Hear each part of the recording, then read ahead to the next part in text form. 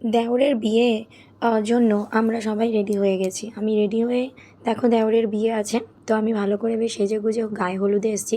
আর বিয়েবাড়ি মানে সবথেকে বেশি করে যেটা ভালো লাগে সেটা হচ্ছে বেশ কিছুদিনের জন্য রান্না বন্ধ থাকে। এটা সবথেকে ভালো লাগে। তোমাদের কীরকম লাগে? তো আমি না অনেক দিন কোনো ভিডিও আপলোড করতে পারিনি। আমার গলার অবস্থা প্রচণ্ড খারাপ, মানে গলা পুরো ধরে গিয়ে বসে গেছে। সেই জন্য কথা বলতে খুব প্রবলেম হচ্ছিলো, আর একটু বিজি ছিলাম বলে আর কোনো ভিডিও করতে পারিনি। So hello everyone, welcome back to my channel ময়ের কিছু কথা চ্যানেলে তোমাদের সবাইকে অনেক অনেক ওয়েলকাম। তো দেখো এখানে মেয়ের স্যার পড়াতে এসছে, আর আমার মেয়ে কীভাবে পড়তে বসেছে দেখো, পাটাকে নিচের মধ্যে রেখে, মানে ইচ্ছে নেই, খুব কষ্ট করে করতে হচ্ছে। তো বিয়ে যেহেতু বিয়ে ছিল দেওরের, এর আগে তোমাদের দেখিয়েছিলাম রেজিস্ট্রি ছিল, রেজিস্ট্রিতে গিয়েছিলাম। তো বিয়ের দিন আমি অনেকটাই দেরিতে এসেছি, মেয়ের পড়া কমপ্লিট হয়ে যাওয়ার পরে এসেছি। দেখো মেয়ের পড়াটা তো করতেই হবে না, বিয়ে বাড়ি যতই থাকুক। সকালের দিকে তেমন কোনো ব্যাপার ছিল না বলে সেজন্য পড়াটা কমপ্লিট করে নিয়েছি। এখানে হচ্ছে আইবুড়ো ভাত, যেহেতু আমাদের আইবুড়ো ভাত থেকে নিমন্ত্রণ ছিল, তো আইবুড়ো ভাতের দিন আমি এসেছি। এরপর রাতের বেলা যেরকম নিয়মগুলো থাকে বিয়ের আগের দিনে, ধরো বরণডালা সাজানো, তারপরে এই যে বিভিন্ন কাজগুলো থাকে, স্ত্রী আচার, সেগুলোই আমরা করছিলাম বসে বসে। আর এদিকে আমার মেয়ে পিঁড়িতে ড্র করছিল, মানে পিঁড়ি সাজাচ্ছিল। তো এখানে চলছিল কাজকর্ম, আর আমি মাঝে মাঝে শুধু একটু করে ভিডিও করে নিচ্ছিলাম। তো সবাই মিলে বসে কাজ করতে করতে বেশ আনন্দই হচ্ছিল, গল্প গুজব হাসি ঠাট্টা সব কিছুই ছিল। তো পরের দিন সকালবেলা চলে এসেছি আমরা বিয়েবাড়িতে। তো আমার আসতে মোটামুটি তাড়াতাড়িই আসতে হয়েছে, মোটামুটি আমি 9টার মধ্যে চলে এসেছি, কেন আমাকে ইও হতে হয়েছিল, তো সেই জন্য তাড়াতাড়ি চলে আসতে হয়েছিলো। আর এখানে ততক্ষণে ফটোশ্যুট শুরু হয়ে গেছে। তো যেহেতু গায়ে হলুদের টাইমিংটা অনেকটা সকালে ছিল, মোটামুটি 9:30টার মধ্যে কমপ্লিট করতে হবে, তো সেই জন্যই অনেকটা তাড়াতাড়ি ফটোশ্যুট শুরু হয়ে গেছে। এই যে এখানে বর আর নিট বর বসে আছে, সামনে সব বরণডালার জিনিসপত্র। তো আমরা বরকে গায়ে হলুদ দেবো, এরপর আমরা গঙ্গায় নিয়ে যাব স্নান করানোর জন্য। তো গায়ে হলুদের সময় মায়ের যে কাজগুলো করতে হয় সেই কাজগুলো মা প্রথমে করে নিল, ওই তেল মাথায় দিয়ে যেটা দিতে হয় সেই কাজটা। তো এখানে করে নিচ্ছে বরের মা। বরের মা মানে হচ্ছে আমার মাসি শাশুড়ি। বিয়েটা ছিল আমার দেওরের, মানে আমার নিজের দেওরের ঠিক না, হচ্ছে মাসি শাশুড়ি, মানে আমার বরের মাসির ছেলের বিয়ে ছিল। আর এখানে দেখো আমি সেজেগুজে রেডি, আর প্রত্যেকে আমরা হলুদ কালারের শাড়ি পরেছিলাম সকালবেলা, কেন কি গায়ে হলুদ মানে হলুদ কালারের শাড়ি না পরলে চলে না।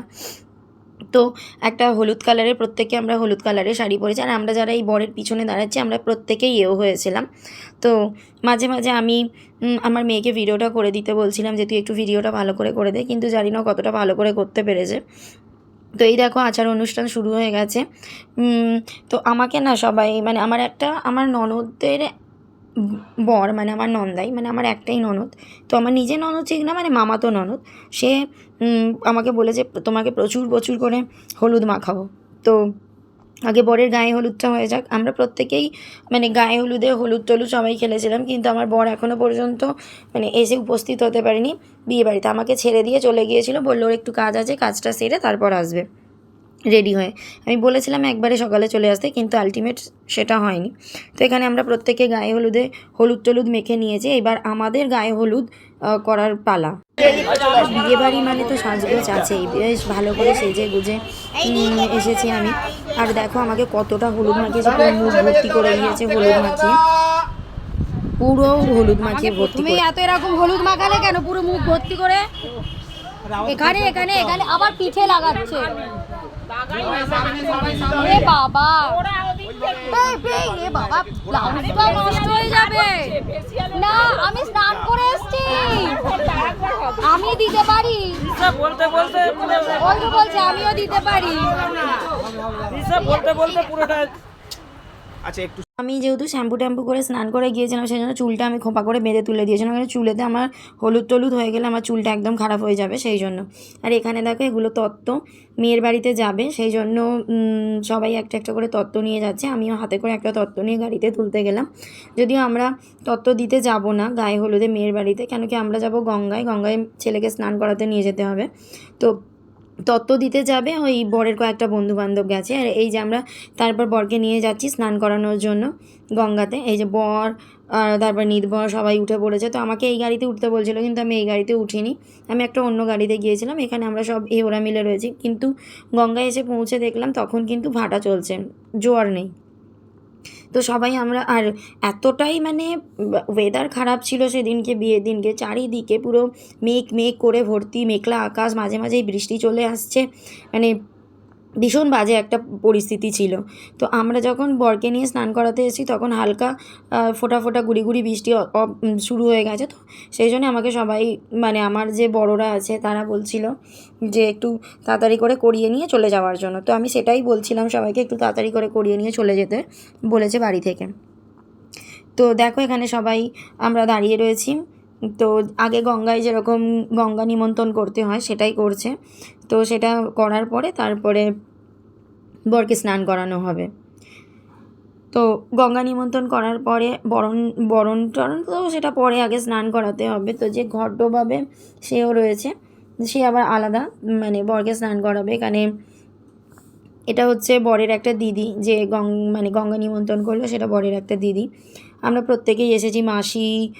তো দেখো স্নান করাতে যাওয়ার জন্য প্রত্যেকেই তো যাবে যাবে করে লাফাচ্ছিল। আর মানে এগুলো তো নর্মাল ব্যাপার, তাই না? তো বর দেখো গঙ্গায় এসে শ্যাম্পু করে স্নান করছে, মানে কি বলবো। আর আমার মেয়ে দেখো ভিডিওটা কীরমভাবে করেছে, মানে ভিডিওটা ঠিক করে করতে পারিনি, ওকে বলেছিলাম ভিডিওটা ঠিক করে কর। তো এই যে ঘট ডোবাবে সে বরকে নিয়ে নামছে, তো সে ভয়তে তো পুরো অস্থির গঙ্গায় নামতে গিয়ে। তো বরই হাত ধরে ধরে টেনে নিয়ে নামিয়ে নিয়ে চলে যাচ্ছিলো।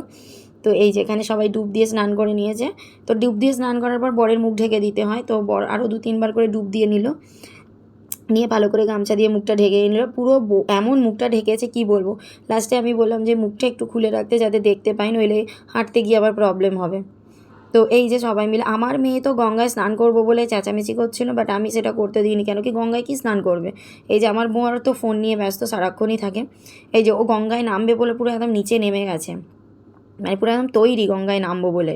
তো জল দেখলেই আর গঙ্গা দেখলেই মানে কি বলবো, ওই দেখো বলতে বলতেই নেমে পড়েছে, গঙ্গায় নেমে পড়েছে, নেমে পা ডুবিয়ে বসে আছে। কিন্তু দেখো বৃষ্টি যেহেতু পড়ছে, আর গঙ্গায় নামা একা একা তো ঠিক নয়, স্লিপ টিপ অনেক থাকে। তো এখানে আমাদের তারপরে বলা হয়েছিল, আমাদের নাকি একটা নিয়ম ছিল, মানে আমাদের ঠিক না, মানে ওদের বড়েদের একটা নিয়ম ছিল যে 5টা এও মিলে 5 ঘটি জল নাকি মাথায় ঢালতে হবে। তো যেহেতু আমাকে বলে দিয়েছে এই কাজটা করার জন্য, তো সেটা তো করতেই হবে। আর বিয়ে মানে ধরো ঠিকঠাক করে রিচুয়ালসগুলো পালন করতেই হবে। তো জেনে শুনে আমরা করবো না সেটা তো হয় না। অনেকেই বলছিল যে তারা 1 ঘটি ঢেলে দিই 5টা এও মিলে। আমি বললাম কি না, বড়রা যেহেতু বলেছে, আর বিয়ের ব্যাপার, কোনো কিছু উল্টোপাল্টা বা ভুলভাল না করাই ভালো। তো যেটা বলেছে সেটা করাই দরকার। জানি না আমার মেয়েকে আমি ভিডিও করতে দিয়েছিলাম, ও কার হাতে ধরিয়ে দিয়েছিল, ও তো অলরেডি নিচে নেমে গিয়েছিল। কাকে কে ভিডিও করেছে আমি বলতে পারবো না। এই যে ভিডিওগুলো এরকমভাবে করেছে। তারপর চলছে বরণ। আমরা বরণ সেরে তাড়াতাড়ি করে চলে আসব। এটা হচ্ছে আমাদের মানে সকালের গায়ে হলুদের পর্ব। এরপর রাতের পর্ব তো রয়েছে। বিয়েবাড়ি মানে এক একটা সময় এক এক রকমের ব্যাপার। চলো ব্লগটা তাহলে এখানেই শেষ করছি। আসবো একটা নতুন ভ্লগ নিয়ে, বিয়ের ভ্লগ নিয়ে।